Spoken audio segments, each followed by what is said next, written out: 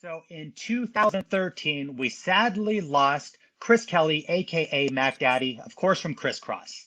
And literally, this was just 2 months after the group got back together for the big 20th anniversary So So Def concert. I'm joined by Corey Diligent. Now, Corey, I'm wondering, do you have a favorite Chris Kelly story or a story maybe the fans would appreciate they might not be aware of? Man, there's so many memories with Chris Kelly. As you know, Nick, I known Kris Kross since we were in fourth grade, since 1988. So, man, one Chris Kelly story that stands out to me is if I can go back to 98. As you know, we lost Chris Terry actually in 99. So I definitely want to say rest in peace to Chris Terry when I tell this story and see connection for life to the day that we die. Absolutely. But in 98, man, a lot of times when I would go over to Chris Smith's house, a lot of stuff just happened. And I know you're like, what are you talking about, Corey? What do you mean it just happened? This is what I mean. So I go over to Chris Smith's house one day. Again, this is 1998, okay? So when I went over there, I pull up in the driveway and I see Kelly's car in the driveway. He had a silver a Benz, a Mercedes Benz. Man, that was a clean car there, boy. But anyway, but so I will go over there often to the point where when I pull up in the driveway, Nick, if the cars that's out there, I can tell you which car belonged to which person because I was just over there like that, going down in the studio with Chris Smith and everything. So on this particular day, I pull up, I said, okay, Kelly here, okay. They must be working in the studio or something. So, I got the car, go down the studio. Mr. Smith answered the door. I go down the studio and, I was like, what's up, Chris? What's up, Chris? Dap them both up.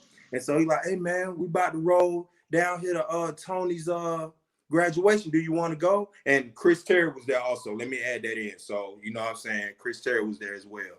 And so I'm like, yeah, let's roll. You know what I'm saying? Let's go. You know what I'm saying? Well, I'm going to say no, So it was ironic. Now, there's four of us. Again, it was myself and the C Connection. That's four people, right?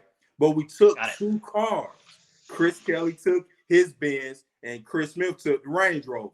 So I rolled with Chris Smith and Terry rolled with Chris Kelly, okay? Going down to Tony's graduation. And let me just add just a little bit of ATL history. Tony graduated from Mays High School, which is the same high school as Goody Mob, where they graduated from, and Chili from TLC. So I always like to just throw that ATL history in there. Same high school. So Mays High School. So we were going down to the graduation down at the Congress Center or whatnot. So when we get out the car, man, Nick, I will never, ever forget this. We get out the car, and I said, hold on, y'all. I said, and by this time, the graduation is over. Let me paint this picture for you. The graduation is over, and everyone is outside the graduation, taking pictures. You know how it is after graduation. Absolutely. Big old crowd outside. So that's what we are. So when we pull up across the street. We pull up next to each other. And when we got out, I looked at the Chris's. I said, look, man, there's a whole bunch of people across the street. Let's be careful. Again, like the last video we did, safety and protection. That's what we're all about when we will go out with Kris Kross. So I said, hey, man, let's stay together. Let's be safe. I'm just paraphrasing, but that's basically what I was saying. Yeah. So here go Kelly. Corey, it'll be cool. It'll be cool. I said, all right, let's go. We walk across the street. Nick, we didn't even hit the sidewalk yet. Oh, my God, Kris Kross. Oh, there go Chris Terry. Oh, my God. Nick, they went crazy.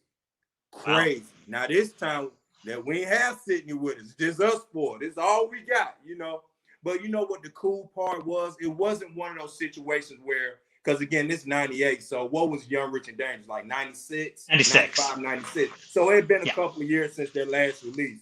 So, but the popularity was still there nonetheless. But when we walked through, man, it was so much love, man. I mean, of course, it was the whole being in awe of Chris Kelly and Chris Smith and, of course, Chris Terry. But, man, everybody was just so cool because, a lot of people knew that, Tony and Chris were brothers. Tony was pretty popular at Mays, as was his brother as well. And so, yeah, man, we went over there and, man, we eventually caught up with Tony. If you ask me how we got to Tony, I do not know to this day. Because, again, this 98. So, cell phones weren't too prominent. Like, I remember Chris's had car phones. Like, they had phones in their car. You I know, think it was they on the had a album cell title phone. or the cover of Tonight's the Night. I believe they had it on, the little car phones on and all that. Right. On the back cover, exactly. Yeah. They had car phones. It wasn't no cell phones back then, you know. And if you had one, you know, only very few people had a cell phone. That was like before Verizon, like Airtel cellular days. Like people, that's way back in the day. So Right. anyway, but man, that was just one of the memories, man. Just going to Tony's graduation with Kris and man, another thing about Kris, man, he could play basketball, man. A lot of people don't know that, man. That boy Kris Kelly could hoop. And I'm just gonna give another quick story. I know you said one, but this give another quick one. You're When good. we were in sixth grade, I took PE with Kris Kelly in sixth grade. Okay. And so when we would play basketball, to kind of explain it to you, we would line up in teams of 4, but your team lined up behind you. So the guy on the first row, guy on the second row, guy on the third row, guy on the fourth row, that was your team. Okay. Man, Kris Kelly team. It was Kris Kelly. Shout out to Michael Dias, Justin Ross, and rest in peace to Marcus Hill. That was his team. And I'm talking about, man, Nick, they ran that basketball court. Okay, they ran it. So the way it would work, right? So everyone get a chance to play. Okay, when 2 teams got on the floor, the first team that hit 2 points, the other team went sat at the end of the row. And then, you know, and you go back up when it's your turn again. So like when Kelly team go out, man, they stayed on the floor, man. And so this one day, Marcus wasn't in class or didn't come to school that day. So I took their place. I said, man, I'm gonna roll with Justin, Kris, and you know, Michael Dias, man. Them boys can hoop, man, you know. And you know, part of me wanted to be on the team because they stayed on the floor. They were like the all-star team, you know what I'm saying? Sure. And so I go to Justin and Mike, and you know, I'm like, man, I'm gonna be on y'all team. And Kris, I said, I'm gonna be on y'all team since Marcus ain't here. You know, rest in peace to Marcus Hill again. But I said, I'm gonna be on y'all team, man. So he like, all right, because me and Justin went to the YWCA after school. So me and Justin were real cool. So he didn't mind, you know. And he was like, yeah, man, come on, be on the team, Corey. And so I never get this, Nick. So it's our turn to go on the court. And so they like Coach Brown, I think it was. Coach Brown's like, all right, next team. So I'm like, let's go. You know, I'm the whole, you know, I guess the male cheerleader, if you would. You know, come on, guys, let's get it. You know, let's get on this floor. You know, I'm excited, right? So Sure. we get on the floor, Nick, and you know they about to inbound the ball, right? And so the other team will inbound the ball first. When the team got on the floor, the other team got the ball first. You know, just to keep it fair, especially if you stayed on the floor for a long period of time. Okay, so the other team got the ball. So they inbound the ball. The ball goes over my head to the guy that I was supposed to be guarding. The guy hit the 2 points. We end up at the end of the line. Kris Kelly was so mad. I will never, ever forget how mad he was at me. Him, Mike, and Justin was so mad. Man, we knew we shouldn't have let you on the team, man. Come on, man. Man, Hey, Nick, I don't even know I could say some of the words that they said. Like, I want to respect Oh my goodness. Off the Radar platform. But man, hey, man, that boy Kris Kelly was mad, man. He was so mad. And so, you know, we got to the end of the line. They were looking at me like, man, you ain't gonna never play on our team again. You know, because they got off the floor and everything. But yeah, man, rest in peace to the MAC, man. I got so many stories, but those were the first 2 that came to mind, man. And again, thank you for just doing this with Kris Kelly, man. It really means a lot, man. I know when his family see this, they're gonna be appreciative as well as Chris Smith and his family. I really appreciate you doing this for him. Of course. Yeah, no problem. Now, we brought up gym class, you and Kris Kelly. Yeah. Now, does Kris Kelly have a problem dressing out for gym class, unlike the other member of the group? No. Kris Kelly always dressed out. Smith wouldn't dress out, though. I don't know. Smith was the cool one. You know, Kelly was a little bit more outspoken one. If you see him in interviews, you know, Kelly talked a little more than Smith did. Smith was the laid back one. Even when they took pictures, if you notice some of the pictures, Smith wore sunglasses. He was the cool one and jumped. When you know, when they do now for melodies or this and that, Chris Smith got on shades. He was the cool one, you know. But yeah, I think he felt like, man, I'm too cool for them bunch shorts, man. He went dressing out. But Kelly always dressed out, man. I must say. That's a fact. I like to call my interviews off the radar, so let's take a left turn here. Yeah, cool. So the year was 2004, 2005. Forgive me if I'm wrong on the year. So I remember I saw an article, and there's a picture of Chris Kelly. He's in a basement, and he's got a DTP chain he's holding up. And the article says he has signed with Disturbing the Peace as a Mm, solo artist. So mm. I only saw one article about this. It seemed like the story just disappeared shortly after that. I never heard anything again. I don't even think I can find that exact article. Oh, But I guess wow. two-part question. One, did you know anything about this? And two, why is there so many things about this group that seem to be top secret that fans would love to hear that, I'd imagine. Just what happened, even if it didn't Yeah, work out or difference of opinion. right. Wow, Nick. I must say this is my very first time hearing that Chris Kelly was possibly signed at Ludacris and DTP. Um, what I do know about Ludacris, if I could share with you, Luda has gone on and said that Kris Kross was a big influence for his music career. He's going on record and say that. I know you remember when Chris and them did something with Ludacris. I think it was on DJ Nav's album. I Yeah, the think they live did a video. for. I think it's called The Party. What is that song called? I believe it's called The Party. Chris Smith and Chris Terry are chilling behind Kelly while he's Right, rapping. right. In the video, Kelly actually has got the blonde hair, if I'm not mistaken. Right. Kelly's And got the Cisco thing. Yeah, that's all. Okay. That's the only connection I knew about Kris Kross and Ludacris, other than Ludacris saying Kris Kross influenced his career, and then that video. But I had never heard that he was signed to DTP. This is definitely the first time I heard that. I would love to see that article. I feel like a lot of fans, including myself, there's a lot of stories like that one. We would love to just have inside information. Like if Ludacris signed him, they had a difference of opinion. We just would like to know about it. Why do you think there's so many things that we just don't know about? In your opinion? I don't know. Because even with me, there's a lot of stuff that I even don't know that I'm kind of curious about. Like, for example, like after Young, Rich, and Dangerous, in 2000 they were doing an album for I guess Nicola the Butcher on his label on Judgment Records. Right. Yep. And and I know it's man, I know I'm kind of going left field myself, but on Instagram, man, these Kris Kross fans on Instagram, Nick, I don't know how they get some of these pictures, and it's stuff that I never seen before. It's one guy on there, and I can't even think of his name right now, but I mean, he found so many unreleased Kris Kross songs that I ain't never even heard. They're out, in YouTube Crazy. world. Yeah, I have no idea how he would have got access to that. Yeah, and then I'd be wondering, like, how did he get that? Like, you would think, like, someone, like you said, like a DJ Nabs or someone from either one of the Kris Kross families would have that type of stuff. But, man, I don't know why it's so secretive like that. That's a very good point. And, what I hope, and I know we kind of talked about this in my first interview, I just hope that, they do like somewhat of like a Kris Kross unsung or something, just putting a spotlight on their career, because they were such a big influence, not only in Atlanta hip hop, but just as a whole. You know what I'm saying? And as big as they were, I just wish that the story would come out, because they got new fans, they still have the throwback fans like you and I. And man, I think it would just be dope content. And like you said, I think it would just bridge the gap on a lot of stuff that we didn't know. Because the number one question I always get, Nick, Corey, what happened after Young, Rich, and Dangerous? Like, what happened? Like it seemed like they disappeared. Did they break up? Were they still cool? What happened? Like, I always get that question more than anything. So that's why I hope like something like Unsung or something will come out so those questions can be answered. For sure. You could have a docu-series, and you have so many different ways you could go with something like this. It would be so dope.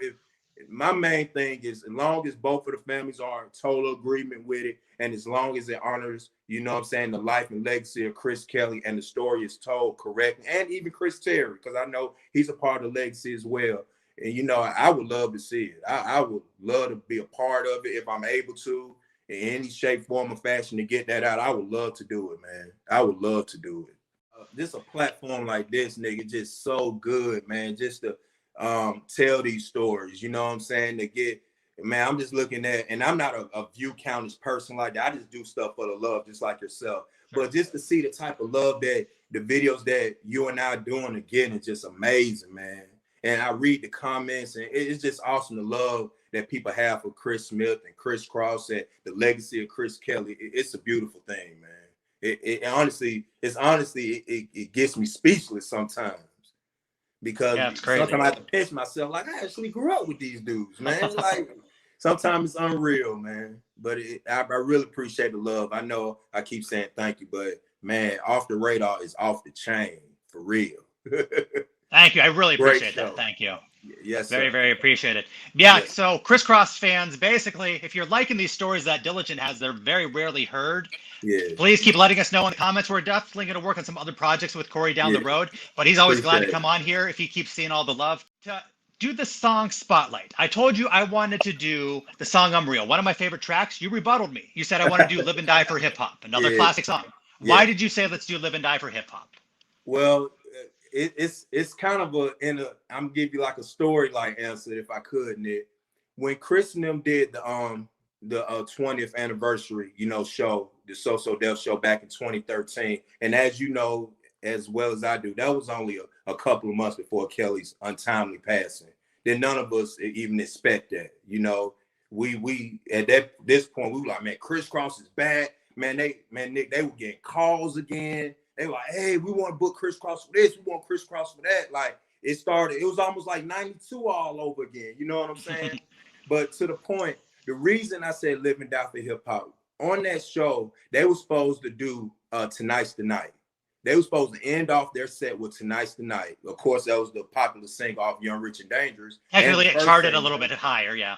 Right. That was a number one. That was a number one song, pretty much. Absolutely. So, Absolutely. Then Redman came back with the remix, and it was really dope. So that was the original plan. Kelly said, "Nah, we gotta do Live and Die for Hip Hop," because Kelly loved that verse. I'm telling you, Nick, he loved that verse. If you listen to the first two bars, it defined Kris in the first two bars. I devoted my whole life to rocking mics, getting crowds lifted, put my pants on backwards because I wanted to be different. That was Kris Kelly in two bars. Wore his pants backwards from age 11 to 34. What's that, 23 years? And I mean, that verse just defined him. It just defined him. And if you go back to that show, you can just see the passion when he spit that verse. You know what I'm saying? And he just loved that song, man. It's just, and I'm Real. I don't want to discredit I'm Real. I'm Real is one of my favorite Kris Kross songs. I would go so far to say it's my favorite song on the Bomb album is I'm Real. Sure. But absolutely. Man, they Live and Die for Hip Hop. I just felt, and with all due respect to you and the Off the Radar platform, that if we were going to talk about a song in, talking about Kris Kelly's memory, it had to be Live and Die for Hip Hop. Because that was Kris Kelly. He Live and Die for Hip Hop, man. Yeah. Makes sense. I love that story that he fought with Jermaine Dupri, basically. JD's like, no, you're doing Tonight's the Night. This was a little bit more popular, at least in the 90s. Yeah. But he kept fighting, and finally JD's like, all right, you can do what you want. Yeah. And they end up doing, Live and Die for Hip Hop. Because, I mean, I know, of course, Jermaine had a hand in it, but I think it was more like him and Nav. Like, Nav's like, we should do Tonight's the Night. And Kelly like, no, we got to do Live and Die for Hip Hop, But, like you said, JD and Nav want to do Tonight's the Night. But, they end up doing Live and Die, man. But I'm glad that they actually honored Kelly's wish and did that because, unfortunately, look what happened a couple of months later. And he got to take that with him. You know what I'm saying? So it makes it much more sentimental. You feel me? Absolutely. Yeah. Would you agree with me when you look at that? It's almost like Kelly he just had such a sense of urgency when he was just spitting that out. Yeah, with that performance, it's one part of that performance that comes to mind when you said that. When you go back and watch that performance, okay, when they come out, they run out, pump your fist like this, like this. Warm it up, Kris. I'm about to warm it up, Kris. When Kris says it the second time, he almost hit Kris in the face with the mic.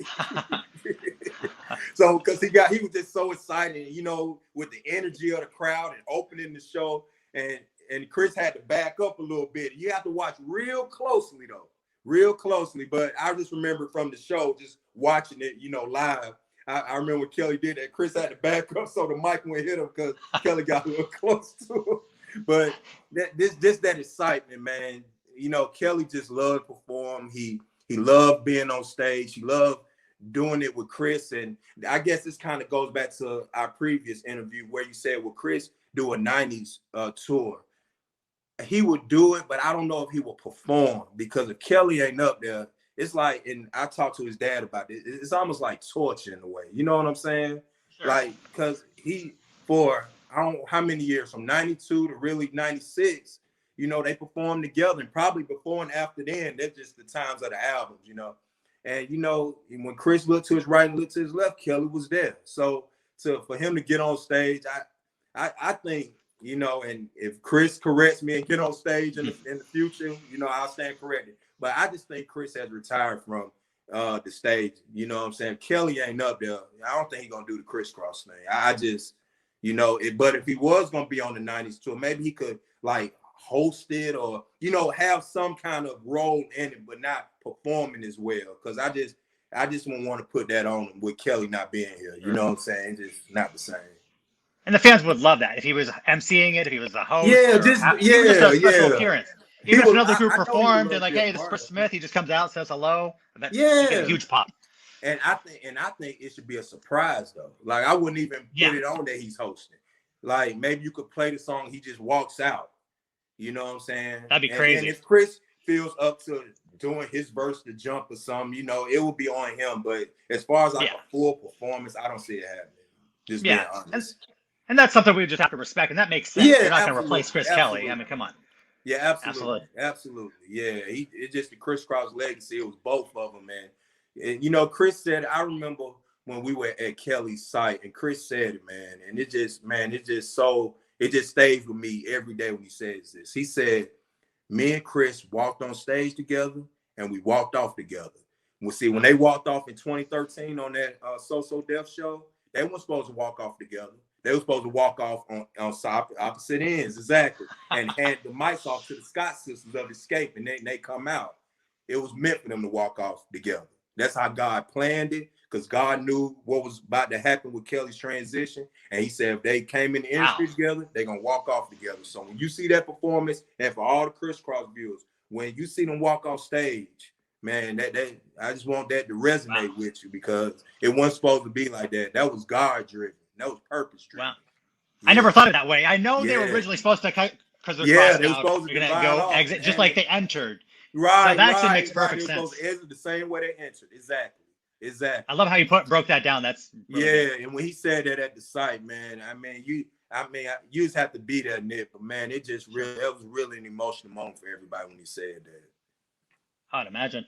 Yeah. One more thing on that topic. So the 2013, they were getting interest. There was rumors they were going to record again. They were going to tour. I saw one interview, and again, I don't even know if I can find it again. There was one, maybe two interviews, and I think Nabs might have said it too. Kid Rock wanted them to open up for him on Kid Rock's tour. I think they were waiting for Smith to be on board. Again, how accurate I am, I don't know. Just one or two interviews. But, I mean, did you hear about that? And how huge would that have been? Kris Kross opening for Kid Rock? Right. Well, I didn't hear about as far as it being Kid Rock, but I did hear that they were talking about touring and even going back, not to derail the comment, but I know Jermaine, when they did the show in Atlanta, it was kind of like a test show, if that makes any sense, just to try to see how it would go and everything. And it was going to be the launching pad for the So Def tour. They were going to do a tour. You know what I'm saying? They were just going to, kick it off in Atlanta, obviously, where it's the home of So Def. So since that show went so good, man, that was an awesome show, and I know you were there. I know Kelly had gone to Nabs. I think he had gone to his house. I think he went to his house, and man, Kelly was just so excited just to be back out there. And Kris Kross still, and I'm not saying that Kris Kross was ever irrelevant, but to gain relevance back with the new audience. You know what I'm saying? Because it's been over 10 years since they had performed on stage together.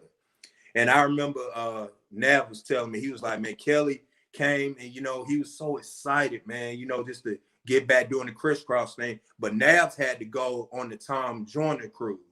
I don't know if he was going to DJ or whatever, but he had to do the cruise. I think that's an annual thing that he does, if I'm not mistaken. And so he was like, okay, well, let me do the cruise thing and go out here and do this. And then when we get back, we'll talk more about it. You know what I'm saying? And I don't know if that conversation ever happened. You know what I'm saying? It may have, it may not. Again, it was 2 months between the last time they performed and Kelly's passing. So I just don't know if they had that conversation or how far it got. You know what I'm saying? But I know I can't say, when Kelly transitioned, man, no one expected it. It just, 1 minute, we like, Kris Kross is back. They reunited on stage ever since 96, 97. Yes, Kris Kross is back. And then you get this news in, May 1st, 2013. It's like, what? Like, no, we supposed to be, Kris Kross is back. Like, we supposed to be touring and getting ready to go out on tour and radio interviews and everything, and man, that just, man, that hurt everybody, man. That hurt everybody. It definitely crushed everybody, and still hurtful to this day, man. I definitely miss the Matt Daddy. Rest in peace to Chris Kelly, man. Cardinal Colony Bunch Middle School for life.